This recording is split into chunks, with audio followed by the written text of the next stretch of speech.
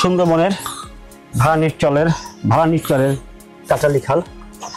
এখানে যে জায়গাটি, এই জায়গাটিতে প্রচুর হরিণের দেখা মেলে বন্য শুকুরের দেখা এবং বানর সেটিতে রয়েছে।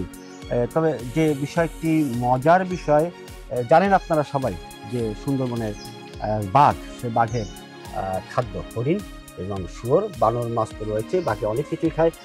তবে আমরা যেটা বলে থাকি বা জেনে আসছি যে সুন্দরবনের বাঘের প্রধান খাদ্য হরিণ, সেটি কতটুকু বাস্তবসম্মত, নাকি অন্যান্য যে আরও বন্য প্রাণীগুলো রয়েছে সেগুলো বাঘে খেয়ে থাকে, এই বিষয় নিয়ে আজকে একটু নতুন ধারণা দেওয়ার জন্য মূলত কথা বলছি। সুন্দরবন নিয়ে দীর্ঘদিন সুন্দরবনে কাজ করছেন, সুন্দরবনের বিভিন্ন খালে বিলে অলি গলিতে যারা ঘুরে বেড়ান, পেশার প্রয়োজনে সেরকমই একজন লোক রফিকুল ইসলাম। আচ্ছা, এই যে বলছিলেন কিছু সময় আগে সুন্দরবনের যে বাঘের প্রধান খাবার, আমরা তো জানি বাঘের প্রধান খাবার হরিণ, কিন্তু আপনি বললেন যে না, এটা ভুল ধারণা। কি হয় বলেন তো? এটা মনে করেন দেখা যাচ্ছে আমাদের এই জঙ্গলে একটা শুয়োরের বাচ্চা হয় 10-15টা করে একটা শুয়োরের বাচ্চা হয়। সেই তুলনায় মনে করেন আমাদের এই জঙ্গলের শুয়োরের সংখ্যা অনেক থাকার কথা।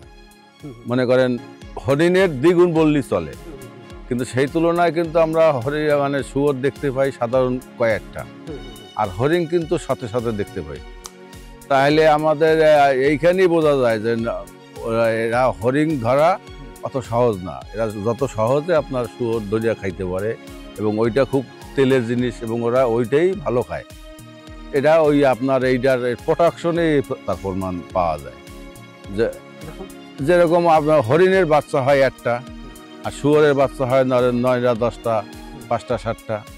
তো সেই হিসাবে তো আমাদের এই জঙ্গলে শুয়োর থাকার কথা অনেক, হরিণ থাকার কথা কম। কিন্তু আমাদের এখানে শুয়োর দেখা যায় কিন্তু কম, খুবই কম। আর হরিণ কিন্তু আপনি দেখেন ঝাঁকে সাথে সাথে হরিণ এক ঝাঁকে নামে। তাহলে এইখানেই তো বোঝা যাচ্ছে যে তাহলে বাকি যে শুয়োরগুলো গেল কোথায়?